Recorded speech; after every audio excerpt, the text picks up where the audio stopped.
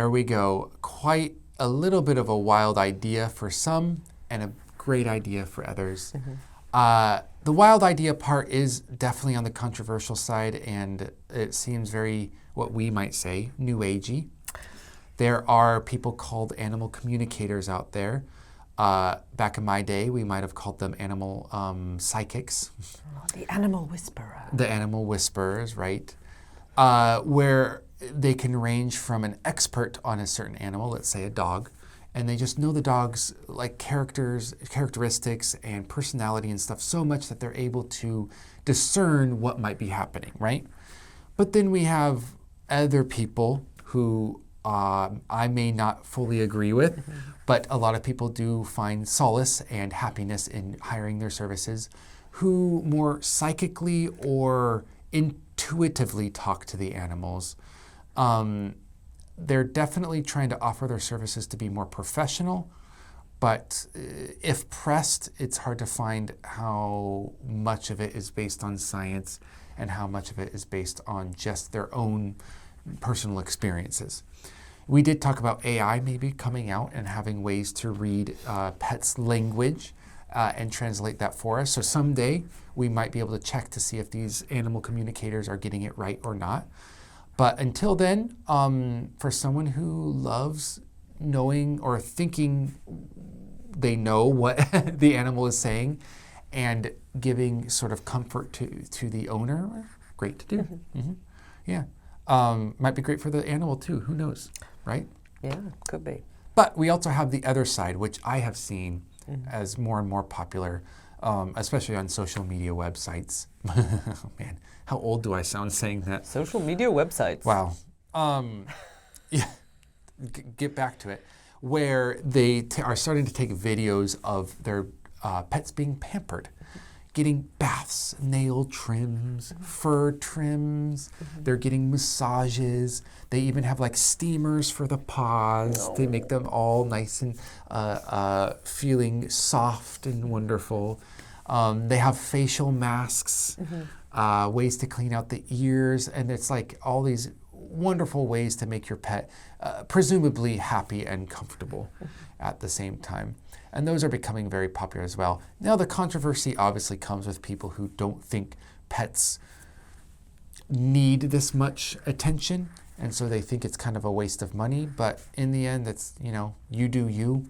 If you want to spend your money on your pet to do these services that someone might think is way too much and not needed, then do it, because that's your happiness, that's your life, and it's your pet. Now, animal rights groups sometimes have come out against some of these practices, especially treating animals exactly like humans, but we might talk about that in a second. Anyways, that's the article, basically, in a nutshell. Now, would you want to get your cat currently to get any of these services like nail trimming or massages or... If I'm doing it, because she knows me, she's very comfortable with me, I think in some ways I already do a lot of these things. Cats adore to be stroked, or mine always have done. So, I'm already kind of massaging her and rubbing the shoulders. And when I think the rare one, my cat actually loves belly rubs. A lot of cats will not let you touch the belly, but mine will roll over and I can actually quite, strongly. Yeah. And she's like, she loves it, yeah. Oh, that is strange. Maybe the past life was a dog. Yes, maybe, yeah, it is a bit dog-like. She hates getting the nails trimmed, though, but I do it. I feel like I have to, because she's always tick, tick, tick, tick, tick around on the wooden floor. So I do cut the nails, even though she doesn't like it. So I'm already massaging. What else? I haven't got paw balm, but I think she would like that. I think anything, though, I've seen these videos, and sometimes they put the cat in a little mini bathrobe. Oh, yeah. She hates clothes. And I think a lot of cats, unlike dogs, do not like to wear the clothes. So I don't think that's necessary.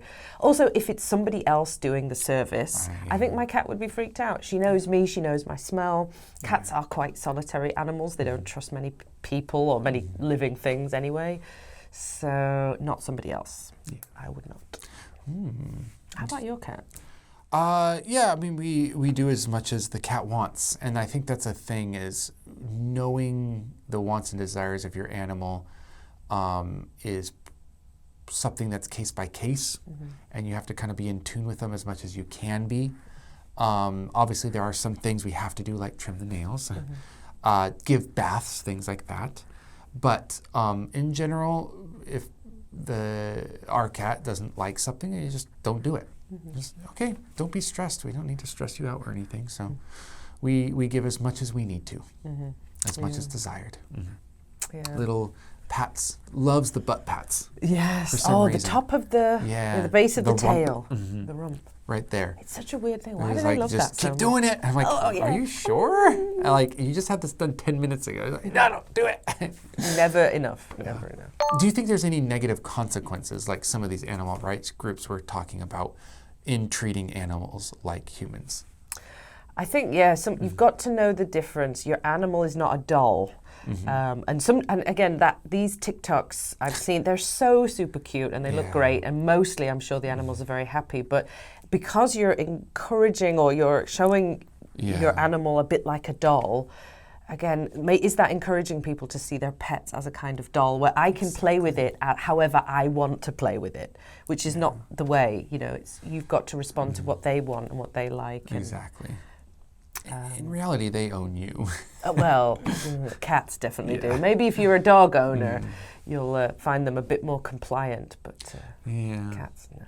Yeah, and that's what animal rights groups are kind of saying, is like, there's some great things for animals. I mean, like the paw balm is not something that's bad for them as long as they can ingest it. But dressing them up or making them stand on two legs to look like a human, or trying to get them to do things that just aren't part of the nature can be actually harmful, even though the dog or cat or whatever animal isn't responding in a negative way. That can be negative in the long run. So they're saying, be careful. If you're trying to treat your mouse to a spa, don't put like cucumbers on its eyes and try to get a facial mask done. It's not a human. You have to give a mouse spa rather than a human spa. Yes. I really want to see a mouse spa now. No, I was like, I haven't seen that TikTok. Where is that? Well, as we are looking up mouse spa on Google or whatever our favorite search engine is, you guys can look up some of the vocabulary, including what mouses say. Squeak, squeak, squeaky. And we will see you in the next one. Bye.